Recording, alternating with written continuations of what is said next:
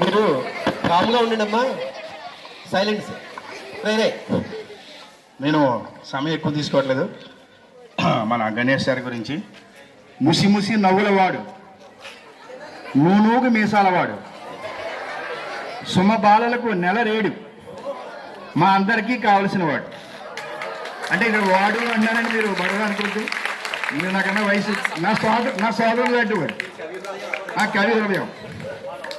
వీణులు విందైన మాటలాడువాడు, వీణులు విందైన మాటలాడువాడు.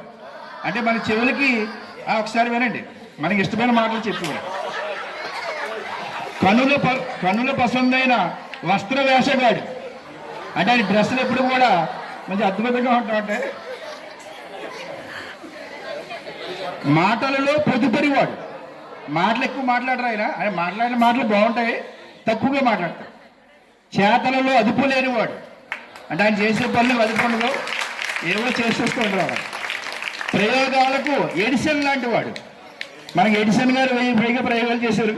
అలాగే ఈయన Thomas Alva Edison, అలాగా ఈయన థామస్ అల్వా ఎడిసన్ పేరు ఎంత పెద్దదో ఈయన పేరు కూడా అంత పెద్దది. ఆ పేరు పలకడం వెంటనే చూసి చెప్తాను సార్. కందాల చిదానంద లక్ష్మి గణపతి నరసింహారావు గారు అని పేరు, అసలు గణేష్ అని పెట్టుకున్నారు ఆయన, Ganesh master. Okay, thank you.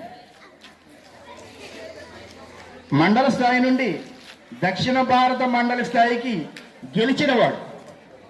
అంటే మండల స్థాయిలో గెలిచారు ఆయన, మళ్ళీ దక్షిణ భారత మండలంలో కూడా అక్కడ కూడా గెలిచారు.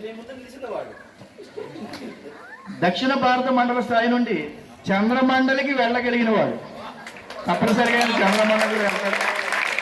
ఇది ఎప్పటికైనా మన స్కూలు ఇదేంటి ఇదేంటి మన ఏంటిది సరే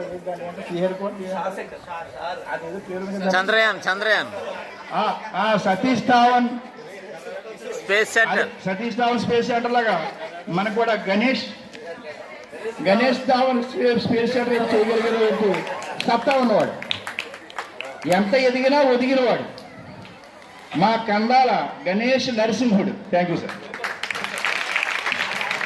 చాలా బాగుంది సార్, చక్కటి ప్రాసలతోటి మీరు. Excellent sir. Sir Rambabu sir please.